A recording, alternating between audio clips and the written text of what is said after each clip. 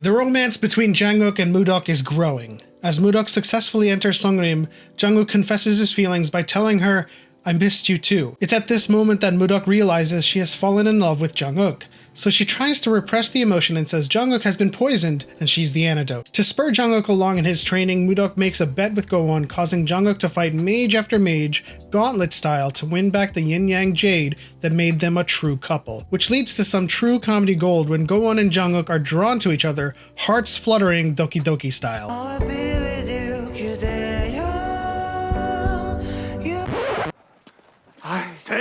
Meanwhile, Jinwoo's nefarious dealings slowly begin to surface as Park Jin and Master Lee suspect the soul had shifted when Master Kang had suddenly died. It's revealed that the queen is in fact a shaman of the Choi family, switched with the real queen, whose body is hidden away. The role of Soi turns from an old friend of Mudok to the one Jinwoo would use to act as Jin Buyeon, the lost daughter of the Jin family. As Park Jin and Master Lee suspect that Jinwoo's treachery goes beyond what they imagine, it's revealed that Jinwoo Tuk is also part of the conspiracy. Jinwoo had been using the Ice Stone and the Alchemy of Souls to prolong the lives of several powerful mages that would have otherwise been lost to time and old age. Nox's role in all of this was to act as an avenger for the murder of Cho Chang, when in reality she was disposing of bodies that had been switched for Jinwoo's schemes. With Mudok feeding on a soul shifter who had run wild, how does it change her circumstances? We know her situation is muddled in mystery as it intertwines with Jin Buyeon and Jung Gang. Will Mudok's and in turn Naksu's energy return to her? Will the energy of Jin Buyeon prevent her from running wild?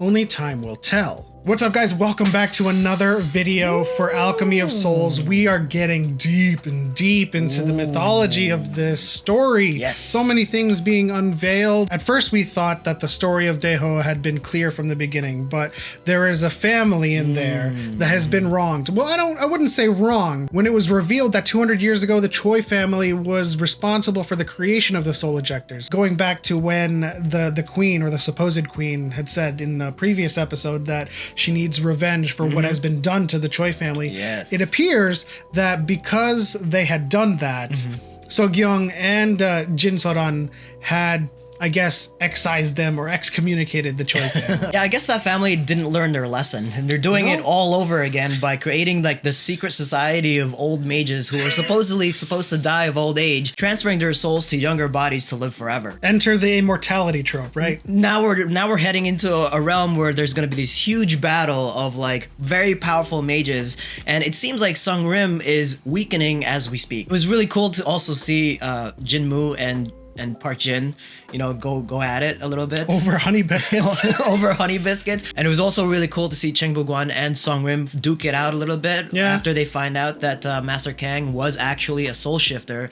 And there was some heated moments there, and I can't wait to see Jinwoo go up against Park Jin. I feel like part of their conspiracy or scheme was like at least halfway revealed there. Yeah. They were like, let's take him in for some questioning, and Jinwoo was like, kill him. And as we mentioned, it turns into this kind of battle for the honey biscuits. And I appreciate this show's ability to insert lighthearted moments into serious and brooding moments. You know, he's firing shots at Park Jin, and Park Jin's firing shots back by like taking away the honey biscuits and covering it and just not letting him have it. Yeah, and then that's a perfect segue to another lighthearted moment, which is actually pretty cute when we find out that you put some power into those yin and yang jades. There's some heart-fluttering moments that happen there with the Crown Prince and Janguk like fatefully like crossing paths in this bridge in a very romantic scene. I'll be with you, 그대여. You'll never be alone, 언제나 곁에. 그만하거라.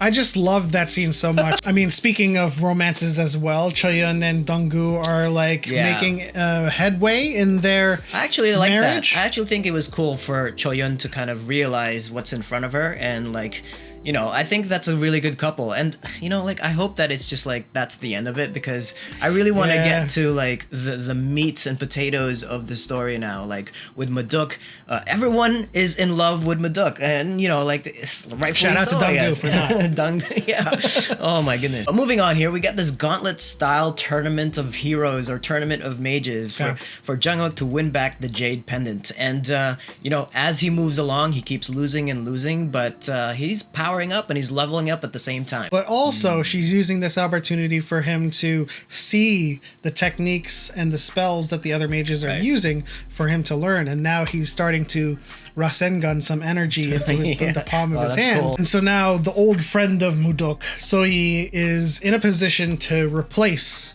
Buyeon as the Jin's long-lost daughter. Oh, I mean, that's going to be crazy because Jinwoo's plans are like starting to kind of work here because the Jin family is now on his side, you know, kind of hoping that the lost daughter will come back. I don't know what's going to happen there, but one mystery is starting to kind of unravel for us as well, that Buyeon was born under the King's Star 13 months like into the making. Very late. And I'm wondering if Jinwoo is successful in inserting Soyi into the Jin family, how is the door going to recognize her as the Jin? I'm sure is there there's sorcery involved? I'm sure there's going to be an aspect where Jinwoo explains all her powers have been lost in some kind of way because of this accident. All we know is that the Sogyeong and Jin Sul-ran exiled or did something to the Choi family who had created the soul ejectors, and now the mystery of Buyeon and Jungkook is afoot. It's a foot and a half.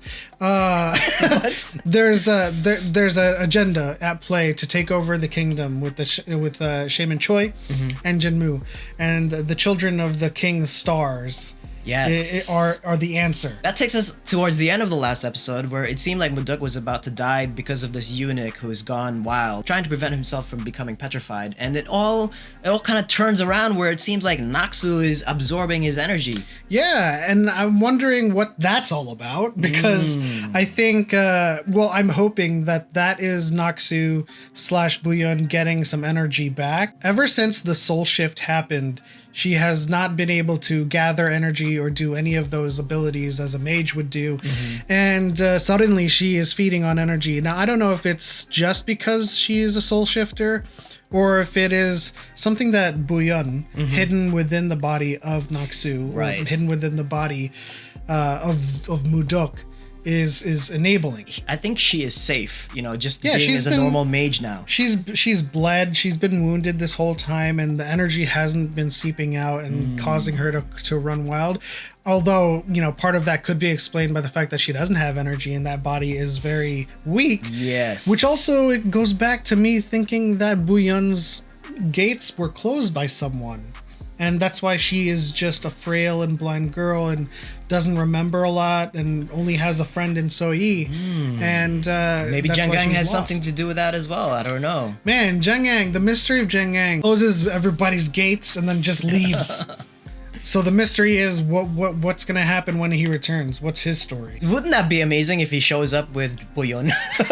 This is Buyeon this whole time. Yeah, it messes up all of our theories. So we're left wondering what's going to happen in the next couple of episodes. The Yin and Yang Jade has something to do with the ability to transfer powers perhaps between Mudok and Janguk. Will that be a catalyst to prevent Mudok from petrifying or going wild? Or will that be a catalyst to help Mudok or Naksu regain her powers? I mean, it's certainly possible for that to happen. I do think that with the revelation of her feeding on the energy of that soul shifter that ran wild, the ability is open to her regardless. Right. But that Yin Yang and Jade could theoretically be a catalyst for them to join powers together to fight against the Choi shaman or whatever. I think possibly that she gets her powers back from feeding on energy of soul shifters, right? Instead of feeding off of the energy of humans. Ooh. So it's kind of like reverse, you know. And then in fighting against Shaman Choi, they need to use the Yin Yang Jade to kind of combine their powers.